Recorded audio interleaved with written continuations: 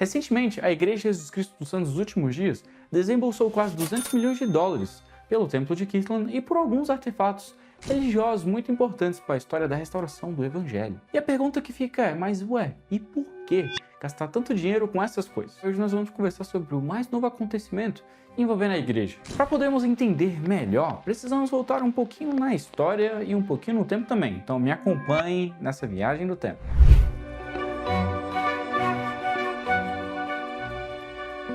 Vamos voltar um pouco no tempo, só para a gente entender como a compra do Templo de Kirtland foi algo tão significativo e impactante. O Templo de Kirtland foi o primeiro templo a ser construído nessa dispensação. Em 1833, o Senhor revelou ao profeta Joseph Smith que uma casa deveria ser construída para ele. O templo, a casa do Senhor na terra, deveria ser construído em Kirtland, Ohio, para poder abençoar os santos dos últimos dias que viviam naquela região. Se você quiser ler mais sobre essa revelação, vamos deixar aqui o link na descrição. A construção do templo exigiu muito esforço e fé de todos os membros da igreja, já que aquele era um momento delicado da história dos santos dos últimos dias que viviam naquela região, por conta das perseguições, além de uma crise financeira significativa estar rolando dentro da igreja. Com muito sacrifício, o templo foi dedicado em 1836, após 3 anos de construção, e foi um local marcado por muitos milagres e revelações.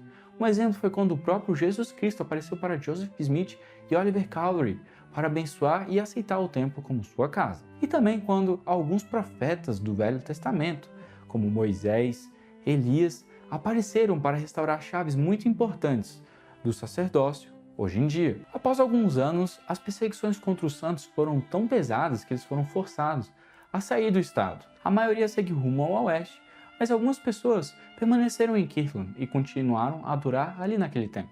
Os santos foram para o Missouri, foram expulsos e depois se restabeleceram em Nauvoo, Illinois. Foi um recomeço difícil para os membros da igreja que sacrificaram tudo o que tinham pelo Evangelho de Jesus Cristo.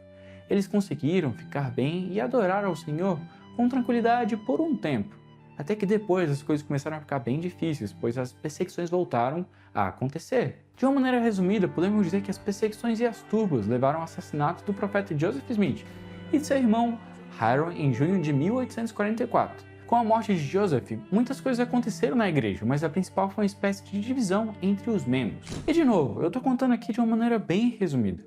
Se você gosta de detalhes e quiser saber tudo sobre isso, sugiro que você leia o livro Santos, que eu vou deixar aqui na descrição, ele é gratuito, que você pode adquirir ele, ler e saber de todos os detalhes que você quiser a respeito dessa história. Como eu estava dizendo, com a morte de Joseph Smith, os membros da igreja se dividiram. Uma parte seguiu a liderança dos 12 apóstolos, até que Brigham Young foi chamado como o segundo presidente da Igreja de Jesus Cristo. E então, esse grupo foi para o oeste dos Estados Unidos. Finalmente, se estabeleceu em Utah, um lugar lá onde eles conseguiram ter mais tranquilidade e paz, e conseguiram se estabelecer com força.